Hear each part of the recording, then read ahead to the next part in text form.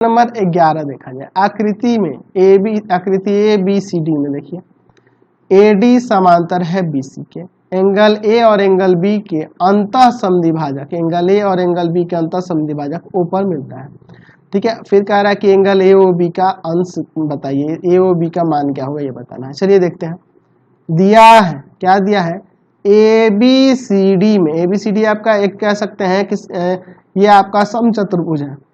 ठीक है, समलम चतुर्भुज है, सॉरी ये समलम चतुर्भुज है। ठीक है, एक रोम्बस दिया हुआ है, सॉरी एक आपका एक समलम चतुर्भुज दिया हुआ है यहाँ पर, यानी ट्रेपीजियम दिया हुआ है यहाँ पर, दिया हुआ है AD समांतर BC।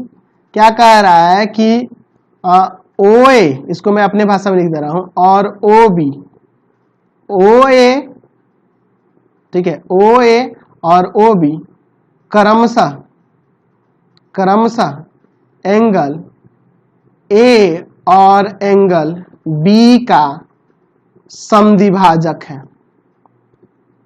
ठीक है, यहाँ पे मैं अपने भाषा में लिख दिया, यहाँ पे लिख दिया कि OA जो है इस एंगल A का समद्विभाजक है और OB जो है एंगल B का समद्विभाजक है। ठीक है, तो ज्ञात करना है, क्या ज्ञात करना है कि एंगल AOB का माप कितना होगा। ठीक है, चलिए अब इसका हल देखो, समझो। यहाँ पे देखिए, मैं यहाँ पर लिख सकता हूं कि एंगल OAB यानी यह वाला कोण आधा हो जाएगा एंगल A का, और एंगल OBA यानी यह वाला कोण आधा हो जाएगा एंगल B का, आधा हो जाएगा ना एंगल B का। क्यों आधा होगा, क्योंकि आपके पास दिया हुआ है कि OA और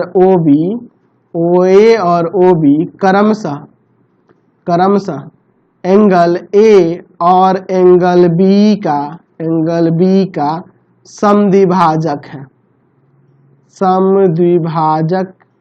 समद्विभाजक है, इसलिए यहाँ पे यह हो रहा है। ठीक है, समद्विभाजक है इसलिए मैंने यहाँ पे आधा दिखा दिया। ठीक है, अब देखो मैं यहाँ पे लिख सकता हूँ कि angle A plus angle B बराबर में 180 डिग्री। क्यों होगा, देखो यह दोनों समांतर हैं, तो ये भी एक तिर्यक रेखा होगी, तो तिर्यक रेखा के एक ही तरह के अंतः कोणों का योग 180 होता ना, एक ही तरफ के अंतः कोण, तो इनका योग 180 होता है।